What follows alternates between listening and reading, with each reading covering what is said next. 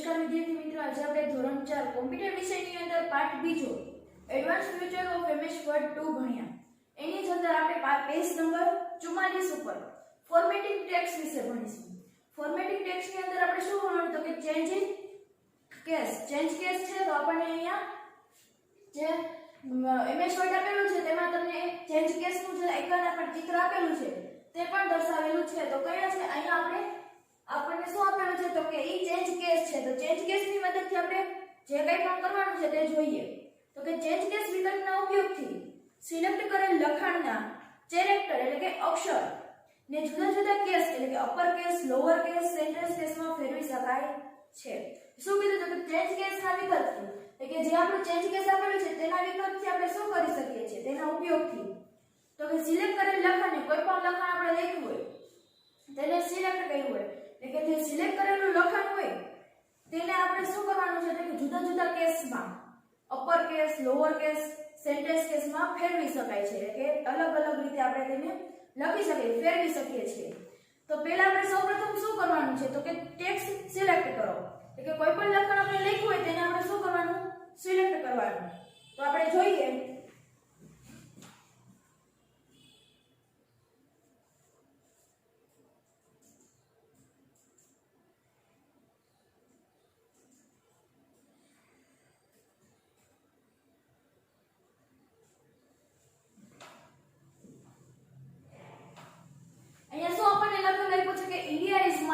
country. જે તમને અહીંયા નીચે સેન્ટેન્સ કેસની અંદર પણ તમને ઇન્ડિયા ઇઝ માય કન્ટ્રી આપણે તે જ ઉદાહરણ જોઈએ જે આપણે સમ આપેલું છે. તો શું કરવાનું તો કે સિલેક્ટ કરવાનું છે લખાણને. શું કરવાનું ટેક્સ્ટને તો કે સિલેક્ટ કરવાનું. તો આપણે લખાણને સિલેક્ટ કરીશું. સિલેક્ટ કર્યા પછી શું કરવાનું તો કે રિબન પર હોમ મેનુ ઉપર એટલે કે હોમ ટેબ પર ક્લિક કરો. તો આપણે હોમ ટેબ ઉપર ક્લિક જ કરેલું છે. પછી તો કે ચેન્જ કેસ વિકલ્પ ઉપર ક્લિક કરો. હવે આપણે શું કરવાનું તો કે ચેન્જ કેસ વિકલ્પ છે તો એના ઉપર આપણે શું કરવાનું ક્લિક કરવાનું. તો ચેન્જ કેસ વિકલ્પ પર ક્લિક કર્યું એટલે શું તમને કીધું છે કે તમને બાજુમાં દર્શાવ્યા મુજબનું એક મેનુ જોવા મળશે. એટલે આપણી સ્મૃતિ પોથીમાં જેવું મેનુ આપણને જોવા મળેલું છે તેવું જ આપણને અહીંયા એમએસ વર્ડ ઉપર જોવા મળેલું છે. તેમાં જો આપણે સામા case, sentence case, lower case, upper case આપેલું છે તેવી જ રીતે અહીંયા પણ આપણને મેનુ જોવા મળ્યું. તેમાં sentence case, lower case, upper case જોવા મળે છે. પછી જો જરૂરિયાત મુજબ વિકલ્પને પસંદ કરો એટલે આપણે જરૂરિયાત મુજબ વિકલ્પને પસંદ કરવાનું છે. તો સૌપ્રથમ આપણે શું આપેલું છે સેન્ટેન્સ કેસ. તો સેન્ટેન્સ કેસનું આપણે જોઈએ તો કે દરેક સેન્ટેન્સ એટલે કે વાક્યનો પ્રથમ અક્ષર કેપિટલ કરી શકાય છે. તો કે સેન્ટેન્સ કેસની મદદથી આપણે શું કરી શકીએ છીએ તેના ઉપયોગથી તો કે દરેક વાક્યનો, દરેક સેન્ટેન્સનો પ્રથમ અક્ષર કેપિટલ કરી શકીએ છીએ. આખું આ વાક્ય છે એ આપણે કેપિટલમાં લખેલું છે પણ આપણે સેન્ટેન્સ કેસની મદદથી શું કરીશું તો કે આખું વાક્ય છે તેનો પહેલો જ અક્ષર એટલે કે આઈ એક જ શું રહેશે કેપિટલ રહેશે, બીજા બધા સ્મોલ થઈ જશે. જોઈએ આપણે સેન્ટેન્સ કેસ ઉપર ક્લિક કરીશું. સેન્ટેન્સ કેસ ઉપર ક્લિક કર્યું એટલે કેવું થઈ ગયું તો કે ઇન્ડિયા ઇઝ માય કન્ટ્રી આપણે લખ્યું હતું તેમાં આ એક જ કેપિટલ રહ્યું, બીજા બધા કેવા અક્ષર થઈ ગયા સ્મોલ કેસ થઈ ગયા. તો સેન્ટેન્સ કેસનો ઉપયોગ શું થશે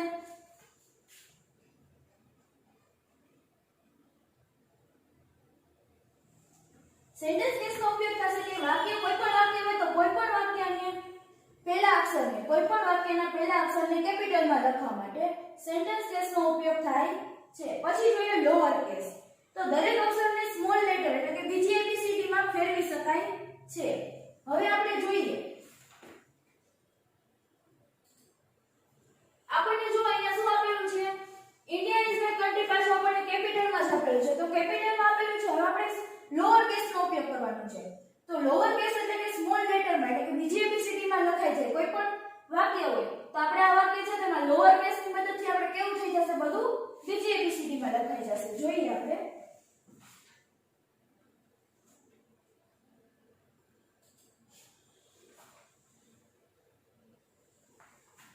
તો આપણે ઇન્ડિયા ઇઝ માય કન્ટ્રી બધું કેપિટલમાં લખ્યું હતું પણ આપણે શું કર્યું તો કે વહાં આપણે લોઅર કેસ ઉપર ક્લિક કર્યું. સેન્ટેન્સ ચેન્જ કેસમાંથી આપણે કેમાં કર્યું લોઅર કેસ ઉપર.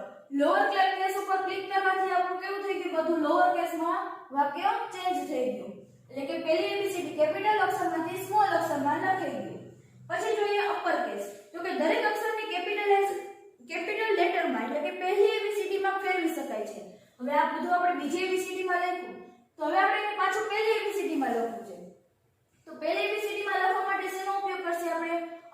કેસનો. તો આપણે જોઈએ ચેન્જ કેસમાં જઈ અને આપણે અપર કેસ ઉપર ક્લિક કરીશું. તો અપર કેસ ઉપર ક્લિક કરવાથી આપણો અક્ષર કેવા થઈ ગયા બધા કેપિટલ થઈ ગયા. તો દરેક અક્ષરને કેપિટલ એટલે કે પહેલી ABCD માં લખવા માટે શેનો ઉપયોગ થાય છે અપર કેસનો. પછી કેપિટલાઇઝ ઈચ વર્ડ. તો તમને એમાં ચોથું શું આપેલું છે કેપિટલાઇઝ ઈચ વર્ડ. તો તેનો ઉપયોગ શું થાય તો કે દરેક સ્પેલિંગ નો પ્રથમ અક્ષર કેપિટલ કરી શકાય છે. એમાં આપણને કીધું કેપિટલાઇઝ ઈચ વર્ડ એટલે કે કેપિટલ અક્ષર જે શબ્દ આપણને આપેલો છે આખું વાક્ય આપેલું છે તેમાં ઇન્ડિયાનો આઈ, ઇઝ નો આઈ, માય તો એમ નો એમ અને કન્ટ્રી નો સી. તો એના બધા જે પહેલા અક્ષર છે એ અક્ષર કેવા થઈ જશે કેપિટલ થઈ જશે, બીજા બધા સ્મોલ થઈ જશે. તો આપણે ચેન્જ કેસમાં જઈને કેપિટલાઇઝ ઈચ વર્ડ ઉપર ક્લિક કર્યું. તો કેપિટલાઇઝ ઈચ વર્ડ ઉપર ક્લિક કરતા શું થયું તો કે પહેલા અક્ષર ઇન્ડિયા ઈ આઈ, ઇઝ નો આઈ, માય નો એમ અને કન્ટ્રી નો સી એ બધા કેવા થયા કેપિટલ થયા. એટલે કે કોઈ પણ વાક્ય હોય એની અંદર જેટલા શબ્દ હોય શબ્દના પહેલો અક્ષર શબ્દનો પહેલો અક્ષર કેપિટલ રહેશે અને બીજા સ્મોલ માં લખાઈ જશે. એટલે તમને કીધું કે દરેક સ્પેલિંગ નો પ્રથમ અક્ષર કેપિટલ કરી શકાય છે. આમાં કેટલા સ્પેલિંગ આપેલા છે 1 2 3 અને 4. તો એ ચારે ચાર સ્પેલિંગ નો પહેલો અક્ષર કેવો છે કેપિટલ. પછી છેલ્લું આપણે જોઈએ ટોંગલ કેસ.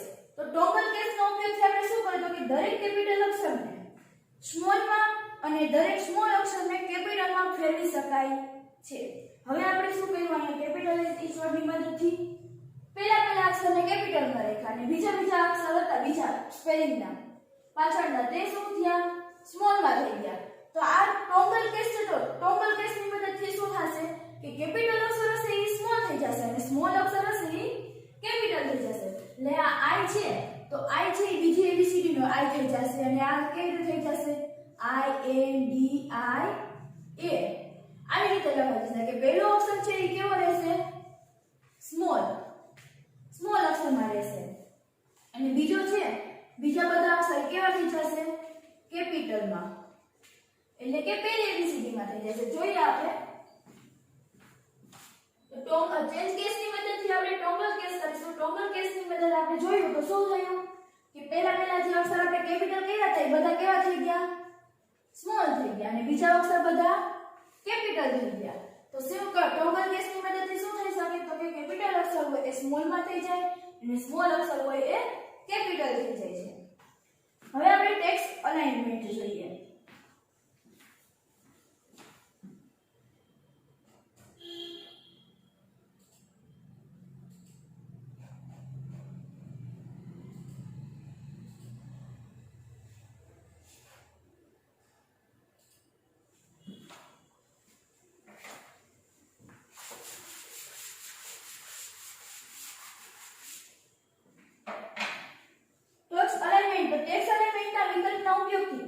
સિલેક્ટ કરેલ લખાણને લાઈન લેફ્ટ સાઈડ એટલે કે ડાબી બાજુ અને રાઈટ સાઈડ એટલે કે જમણી બાજુ સેન્ટર અને મધ્યમાં અને જસ્ટિફાઈ એટલે કે સરખી રીતે સેટ કરી શકાય છે.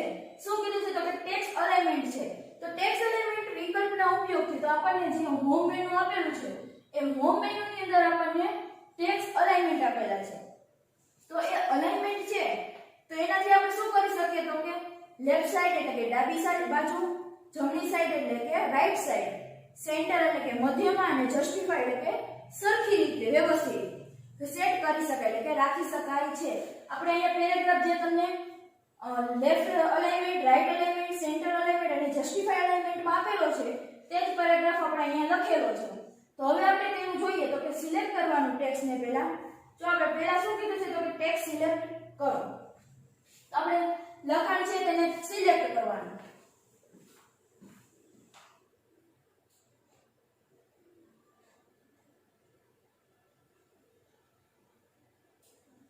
સિલેક્ટ કર્યું. હવે શું કરવાનું તો કે રિબન પર હોમ ટેબ પર ક્લિક કરો.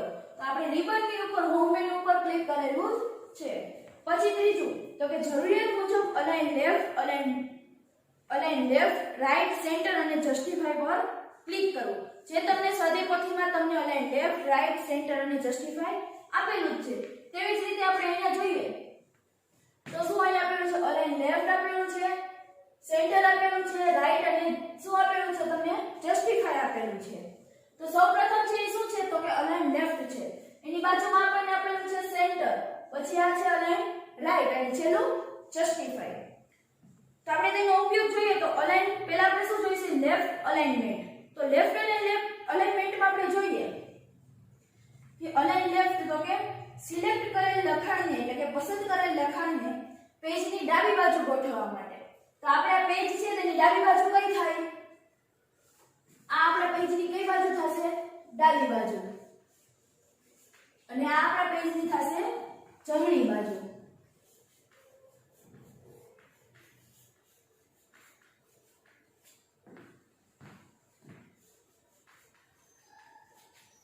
ને આ વચ્ચે શું થશે? સેન્ટર.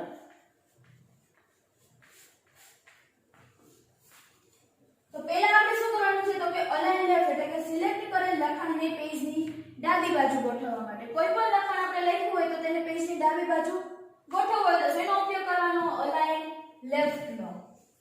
તો આપણે અહીંયા અલાઇન લેફ્ટ ઉપર સિલેક્ટ કરવાનું. અલાઇન લેફ્ટ ઉપર સિલેક્ટ કરશે એટલે બધું કઈ બાજુ લખી જશે?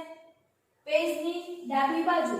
પછી આપણે શેનો ઉપયોગ કરીશું તો કે અલાઇન રાઈટ. તો અલાઇન રાઈટ એટલે સિલેક્ટ કરેલ લખાણને પેજની જમણી બાજુ ગોઠવવા માટે. લેફ્ટ એટલે બધું ડાબી બાજુ ગોઠવાઈ ગયું, બધું ડાબી બાજુ જ લખવાનું. તો હવે અલાઇન જમણી લેફ્ટ કરશી, અલાઇન રાઈટ કરશી તો બધું ક્યાં લખાઈ જશે? બધું જમણી બાજુ લખાઈ જશે. એટલે શું કરવાનું તો કે સિલેક્ટ કરેલ લખાણને પેજની જમણી તરફ ગોઠવવા માટે શેનો ઉપયોગ થાય છે તો કે અલાઇન રાઈટ. તો આપણે અલાઇન રાઈટ ઉપર ક્લિક કરીશું. અલાઇન રાઈટ ઉપર આપણે ક્લિક કર્યું એટલે શું થયું કે તમે જો બધું લખાણ હતું કઈ બાજુ લખાઈ ગયું? જમણી બાજુ થઈ ગયું. પછી સેન્ટર અલાઇનમેન્ટ. તો અલાઇન સેન્ટર તો એનો શું થાય છે કે સિલેક્ટ એટલે કે પસંદ કરેલ લખાણને પેજની મધ્યમાં ગોઠવવા માટે. પેજની મધ્યમાં એટલે કે સેન્ટર વચ્ચે ગોઠવવું હોય તો શેનો ઉપયોગ કરશે આપણે? અલાઇન સેન્ટરનો. તો અલાઇન સેન્ટર ઉપર આપણે ક્લિક કરશે એટલે બધું ક્યાં લખાઈ ગયું? વચ્ચે જ લખાઈ ગયું. ન જમણી બાજુ લખવાનું કે આપણે નથી, આપણે ડાબી બાજુ લખ્યું. ડાબી બાજુ પણ નથી લખાતું અને જમણી બાજુ બધું ક્યાં લખવાનું? વચ્ચે જ લખવાનું. આ પહેલી લીટી છે તો એ બધું વચ્ચે આવ્યું. કે અહીંયા જમણી બાજુનું આવ્યું અને ડાબી બાજુનું આવ્યું. બીજી લીટી એ પણ વચ્ચે છે આવી. એવી જ રીતે શેનો આપણે ઉપયોગ કર્યો તો કે અલાઇન સેન્ટરનો. અલાઇન સેન્ટરના ઉપયોગથી કેવું લખવાનું? બધું જ વચ્ચે લખવાનું.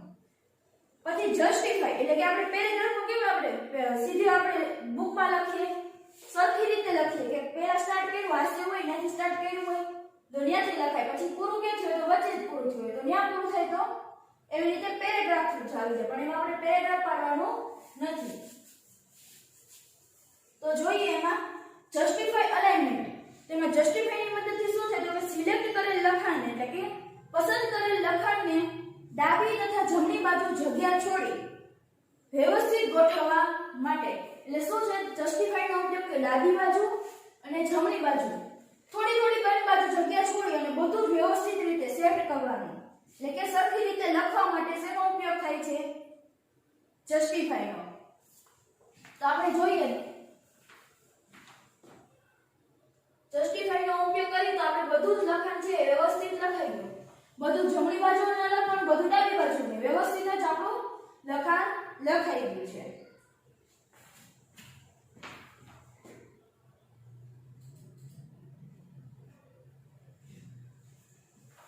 પછી આપણે જોઈએ આપણે પાછળ આપણને શું આપેલું છે તેની એક્સરસાઇઝ કે યોગ્ય વિકલ્પ પસંદ કરી જવાબ લખો. તો એમાં આપણને શું આપેલું છે? પહેલું એ શું જે ચિત્ર તમને આપેલું છે એ શું દર્શાવે છે? અલાઇન રાઈટ દર્શાવે છે, અલાઇન લેફ્ટ દર્શાવે છે કે સેન્ટર? તો જોઈએ એમાં પહેલો વિકલ્પ અલાઇન લેફ્ટ દર્શાવે છે.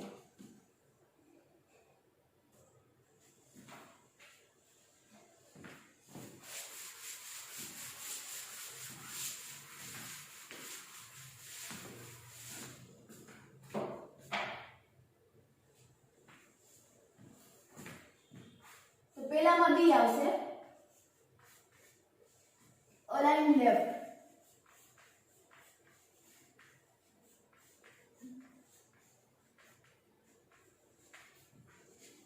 પછી બીજો વિકલ્પમાં જે ચિત્ર આપેલું છે તે શું દર્શાવે છે? સેન્ટર, અલાઇન લેફ્ટ કે અલાઇન રાઈટ? તો કે સેન્ટર.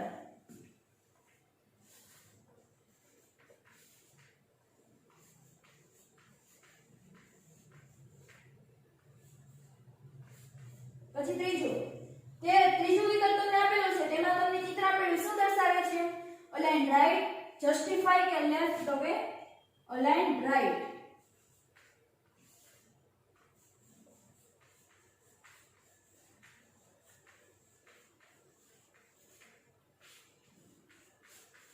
પછી ચોથું તમને ચિત્ર આપેલું છે તે શું દર્શાવે છે? અલાઇન રાઈટ, અલાઇન લેફ્ટ કે જસ્ટિફાઈ કે સેન્ટર તો કે જસ્ટિફાઈ.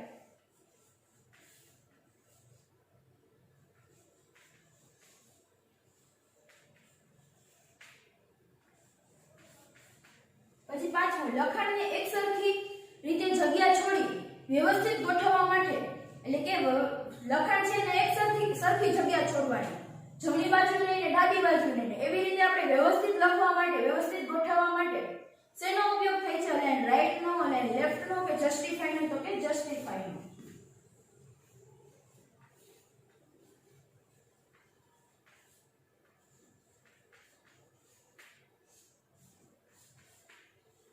પછી છઠ્ઠું, લખાણને પેજની મધ્યમાં વચ્ચે ગોઠવવા માટે ખાલી જગ્યા શેનો ઉપયોગ થાય છે? પેજની વચ્ચે ગોઠવવું હોય તો અલાઇન લેફ્ટ એટલે જસ્ટિફાઈ, સેન્ટર કે અલાઇન રાઈટ? તો શેનો ઉપયોગ થશે? સેન્ટરનો.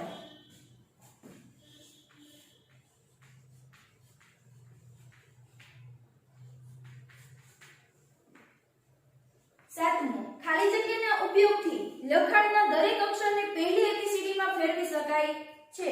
તો તમને એમાં અપર કેસ, ટાઇટલ કેસ અને લોઅર કેસ આપેલું છે. તો એમાંથી બધા જ અક્ષરને પહેલી એબીસીડીમાં ફેરવવા હોય તો શેનો ઉપયોગ કરી શકીએ આપણે? અપર કેસનો.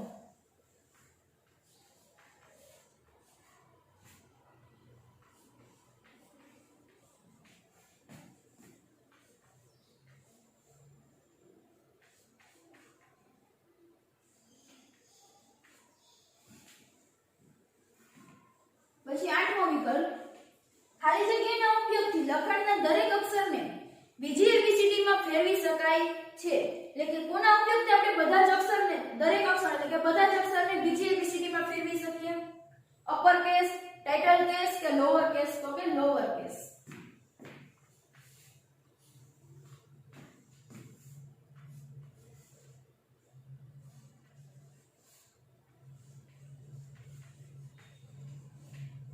પછી નવમું, ખાલી જગ્યાના ઉપયોગથી કેપિટલ અક્ષરને સ્મોલમાં અને સ્મોલ અક્ષરને કેપિટલમાં ફેરવી શકાય છે. એટલે કે કયા વિકલ્પનો ઉપયોગથી આપણે કેપિટલ અક્ષરને સ્મોલમાં અને સ્મોલ અક્ષરને કેપિટલમાં ફેરવી શકીએ છીએ? અપર કેસ, ટોંગલ કેસ કે ટાઇટલ કેસ? તો કે ટોંગલ કેસ.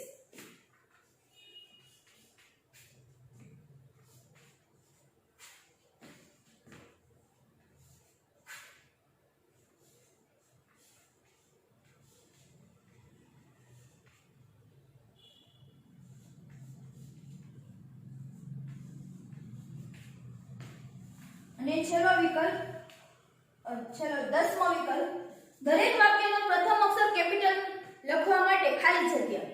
તો દરેક વાક્યનો પ્રથમ અક્ષર એટલે પહેલો અક્ષર છે તેને કેપિટલમાં લખવો હોય તો શેનો ઉપયોગ થાય છે? સેન્ટેન્સ કેસ, અપર કેસ કે લોઅર કેસ? તો કે સેન્ટેન્સ કેસ. એ વિકલ્પ.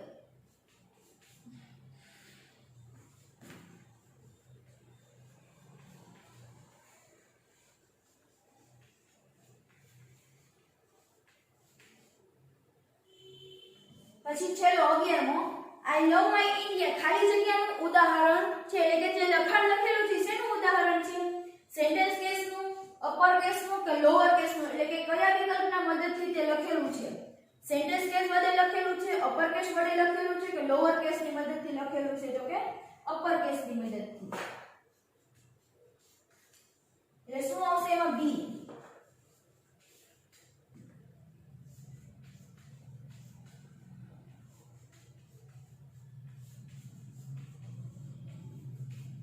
અપર કેસની મદદથી લખેલું છે.